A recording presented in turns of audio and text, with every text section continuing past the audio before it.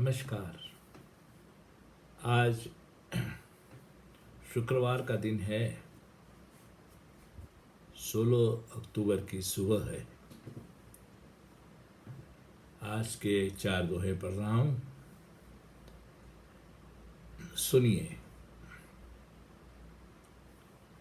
खुली आंख से जी रहा, परम दृश्य का स्पर्श। खुली आंख से जी रहा, परम दृश्य का स्पर्श। अंत सभी का एक सम, ना कोई उत्कर्ष। प्राकृतिक या नैसर्गिक जगत में दृष्टि प्राप्त और दृष्टिहीन दोनों की भौतिक समाप्ति एक ही जैसी होती है। तथाकथित पहुंचे हुए और अति सामान्य सांसारिक व्यक्ति दोनों की मृत्यु एक ही जैसी होगी। इस बारे में अनेक भ्रांतियां हैं लोगों में। दृष्टि प्राप्त सत्य को उपलब्ध व्यक्ति के प्रति आदर भाववश ऐसा समझा जाता है कि उसकी दैहिक मृत्यु सामान्य व्यक्ति से भिन्न होती है। जो जागता हुआ जीता है और जो निद्रस्त हो जी रहा है, वो दोनों का जीवन भिन्न होगा, मानसिक धरातल पर, दैहिक धरातल पर नहीं। दोनों का जीवन मानसिक धरातल पर भिन्न हो सकता है। एक जो जागता हुआ जी रहा है और एक निद्रस्त अवस्था में जी रहा है। दोनों का मानसिक धरातल पर जीवन भिन्न हो सकता है, पर दैहिक धरातल पर नहीं। मृत्यु के बाद देह और मानसिक लीलाएं दोनों ही, शरीर की और मानसिक लीलाएं दोनों ही विराम पाती हैं। दोनों का विराम एक जैसा ही होता है। अब दूसरा दोहा। तर्क चाप पर बाण है, तर्क लॉजिक चाप पर बाण है, जाता तभी सटीक। आंखें जब हों जागती और लक्ष्य पर टीक। तर्क से जीवन की समस्याएं नहीं सुलझती, केवल तर्क से। तर्क से नहीं सुलझती का मतलब केवल तर्क से नहीं सुलझती। तर्क साधन तो है, पर एक अधूरा साधन है। तर्क को खुली दृष्टि में अपनाना होता है। तर्क से प्राप्त उत्तरों को वास्तविकता के धरातल पर जांचते हुए उपयोग में लाना होगा। वास्तविकता का अवधान या अवेयरनेस सदैव जरूरी है। तर्क अपने आप में एक मूढ़ यंत्र है। इस इडियट मशीन इसको बोलते, इडियट है, इडियट बॉक्स जैसे इडियट यंत्र है। इस यंत्र का विवेकपूर्ण उपयोग ही उपयोगी है। दृष्टिहीन तर्क प्रयोग बौद्धिक मूढ़ता है। अब तीसरा दोहा। सबल बनाए वह दुझे, सबल बनाए वह दुझे जिसका मन बलवान। जो मन से दुर्बल हुआ, हथियाता सब काम।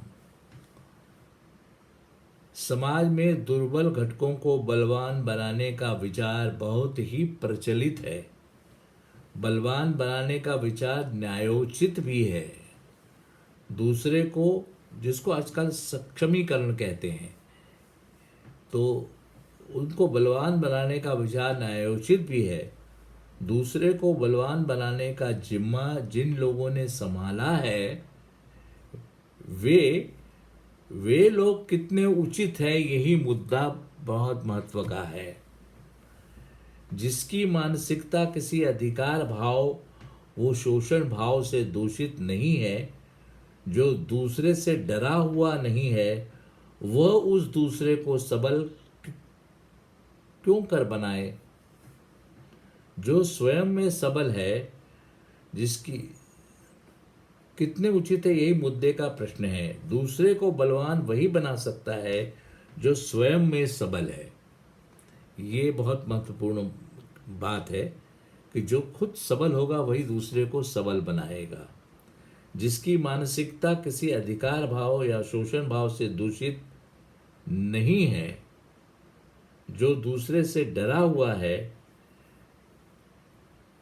अब ठीक इसका उल्टी बात करते हैं कि जिसकी मानसिकता किसी अधिकार भाव व शोषण भाव से दूषित है और जो दूसरे से डरा हुआ है, वो उस दूसरे को सबल क्यों कर बनाए।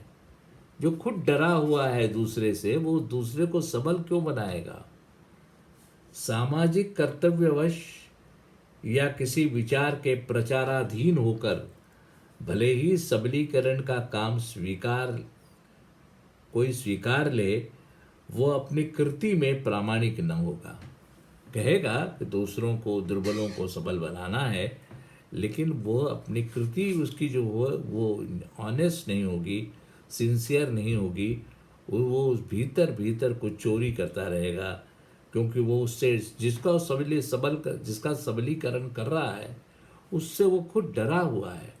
अगर सामने वाले से कोई डरा हो तो वो सामने वाले को बल कैसे देगा, कभी नहीं दे सकता। दूसरे के निर्णय लेने और स्व विकास करने के अधिकार से भयभीत हुए लोग किसी न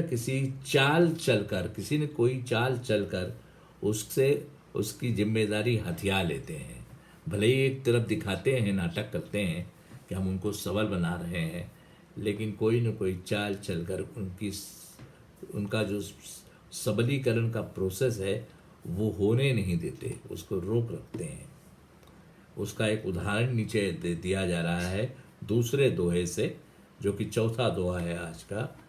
कार चलाना है उसे कार चलाना है, स्टीयरिंग दे उस हाथ। कार चलाना है उसे, स्टीयरिंग दे उस हाथ। स्टीयरिंग पर खुद बैठकर सिखलाना बकवास। ऐसा आपने कभी देखा नहीं होगा कि कार सिखलाने वाला स्टीयरिंग पर बैठा है और सीखने वाला बगल में बैठकर देख रहा है कैसे चला रहा है। ये सबलीकरण नहीं है। सबलीकरण में स्टीयरिंग की जिम्मेदारी जिसको सीखना है उसके हाथ में दी जाती है, और जो सबल करने वाला होता है वो उसके बगल में बैठ करके उसको सिखलाता है, डायरेक्शन देता है, और सारा नियंत्रण उसके हाथ में देता है। पर उस नियंत्रण को रेगुलेट करता है ताकि कोई एक्सीडेंट ना हो। बाकी वो स्टीयरिंग पर बैठ करके नहीं सिखा रहा किसी को भी। तो किसी को कार सिखलानी हो तो सीखने वाले व्यक्ति को स्टीयरिंग पर बैठाया जाता है और सिखाने वाला बगल में बैठकर सूचनाएं देता है।